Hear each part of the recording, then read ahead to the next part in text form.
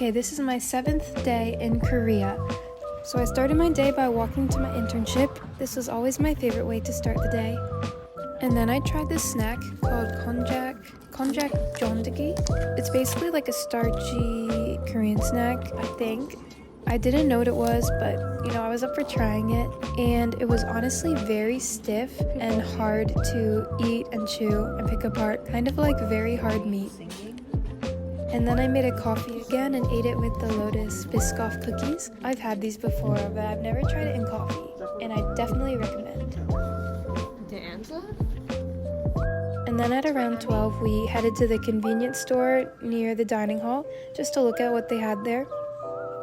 And for lunch, I got the mandu, which is the oxbone soup with sliced rice cake and mandu. Rice cakes in general are some of my favorite types of food, and I also love soup, so mandukuk is always something I choose if I see it on the menu. And look how big the mandu is, it's huge! Though very casual, the soup was very memorable, and my friend Taylor got ramen. There are actually hot water stations where you can make your own ramen. I wish they had that in the US. And then this was a day I had been looking forward to for a while. I was getting my hair cut. And I set up an appointment at Sunsiki hair salon just because I found a list of places that were foreigner friendly, and Sunsiki seemed very easy to make a reservation, and it was also in Hongdae. So for months I had been wanting to get a Korean straight perm, and that's why I decided to get my hair cut in Korea. This is what my hair looked like before. Even before they started touching my hair, there was a worker who came and talked to me just about what I want and the history of my hair, if I've done anything to it. As much as I liked that, the worker gave me false hope, because as soon as my stylist saw my hair, she gasped, and I'm not even joking. It was so embarrassing. As she was combing through the ends of my hair, she was wincing like she was in pain. And sadly, she told me, yeah, there's no way I could get a perm. My hair is too damaged, nothing will hold. I was disappointed partially because I couldn't get the perm, but also because I've never done anything to my hair. I've never dyed it, I've never gotten a perm. It's all natural except for when I blow dry it sometimes. But anyways, I got the hair treatment, and I wanted to get my hair cut shorter, and I wanted more curtain bangs, so that's what I got. I was pretty happy with it. The price was the same as what I would get back home, and I don't know if it's because of the hair treatment, but I think it's because the salon is pretty well known. Next time I go to Korea, I'm gonna try a smaller salon for sure. And then I got changed and headed to Dongdaemun to meet my friend Yumi and her family.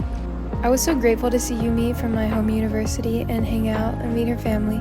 It was so nice to see a familiar face in Korea. And some of us wanted a snack, so I got the odeng fish cake. I've always wanted to try this, and this was also on my bucket list. It was very warm and hit the spot. I also liked the juice that they gave me in the cup, so I drank that as well. And then we headed to myeongdong and got dinner. It was very late and most places weren't open, so we decided to choose this kimbap place, but they had a lot of other food as well.